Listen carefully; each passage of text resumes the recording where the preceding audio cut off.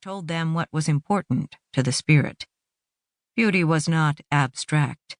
It was in a concerto by Bach, and came to humans through the delicate organs of the ear. It was in the sight of a naked body, or the New England hills in autumn, and came to humans through the fastidious complexities of the eye. It was in the water after thirst, laughter after loneliness, embrace after absence. Messages came to the human spirit through the body. Peter Taylor believed that a few minutes of kneeling would do more to convince his congregation of God's supremacy than all the words of his sermon. But he was old-fashioned, and his congregation, for the most part, was not. Most of his parishioners were attractive and educated and affluent. Many were chic, facile, even lecherous. Life was too easy for some of them. Sometimes he wanted to ship them all off to live for a year in Harlem or India. But mostly he loved them, and he knew they had their share of sorrows and more than their share of sins. They were a continual challenge to him. There was always something going on, even in this small and comfortable town, which brought him to a full test of his intellectual and ecclesiastic abilities. For he was a modern minister, and he knew there were seldom simple answers to human questions.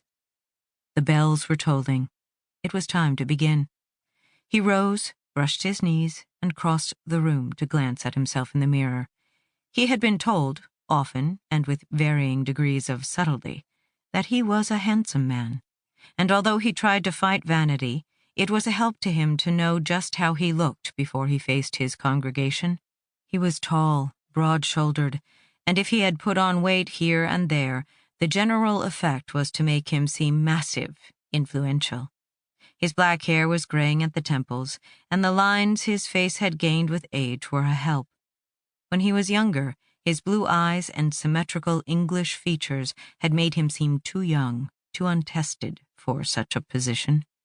But he had gained some wisdom with his 48 years, and this showed.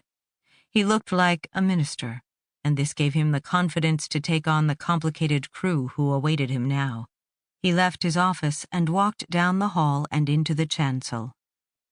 Through the years, the exterior of the First Congregational Church of Londonton had graced as many calendars as Marilyn Monroe because of its simple architecture, its classic steeple spiring toward the sky.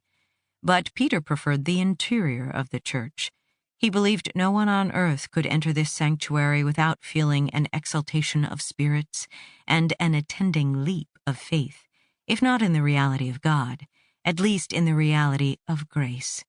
The walls of the church rose up around him for 60 feet and were crowned by an oval ring of ceiling that was lightly vaulted to make the most of subtle domes. The walls and ceilings were soft white in color, simply ornamented by a rim of wood painted gold. The sanctuary was slightly longer than it was wide, with 6 long, high, narrow windows on each side. These windows were matched by 6 columns with composite capitals, which were set in the semicircle of the chancel itself. The pews were hardwood, painted white.